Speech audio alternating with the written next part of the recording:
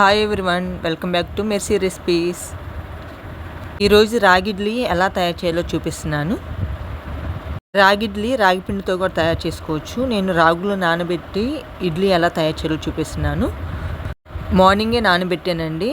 Glass మినపప్పు, ఒక glass రాగులు నానబెట్టాను. మినిమం 4 గంటలు నానబెట్టుకోవాలండి.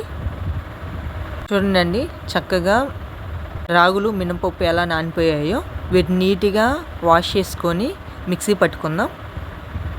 రాగుల్లో రాళ్ళు ఉంటాయి కాబట్టి గాలించుకొని మిక్సీ పట్టుకోవాలి. మినపప్పుతో పాటు ఇడ్లీ పిండి కూడా నానబెట్టుకుంటే ఇడ్లీలు సాఫ్ట్గా వస్తాయండి.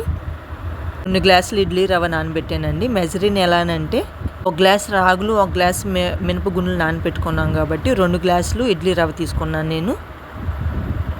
3 సార్లు క్లీన్ చేసుకున్నాక మిక్సీ జార్లో వేసుకొని మిక్సీ పట్టుకుందాం. చూడండి, ఈ విధంగా మిక్సీ పట్టుకుంటే సరిపోయిద్ది. ఇడ్లీ పిండి కూడా 2 సార్లు క్లీన్ చేసుకొని వాటర్ అంతా సపరేట్ చేసుకొని ముందుగా మనం మిక్సీ పట్టుకున్న పిండిలో వేసేసుకుందాం.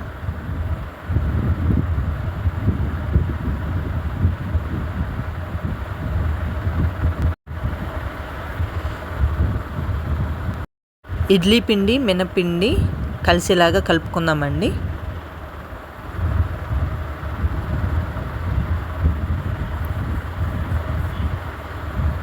చూడండి, ఇలా కలుపుకొని నైట్ అంతా బయట పెట్టుకుందామండి, ఫ్రిడ్జ్లో పెట్టకుండా. చూడండి, మార్నింగ్ మన ఇడ్లీ పిండి ఎలా పొంగిందో. పిండిలో సాల్ట్ కలుపుకొని ఇడ్లీ వేసేసుకుందాం.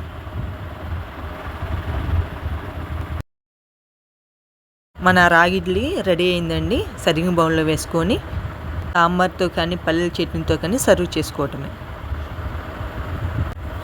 చూడండి ఎంత సాఫ్ట్గా వచ్చాయి మన ఇడ్లీ.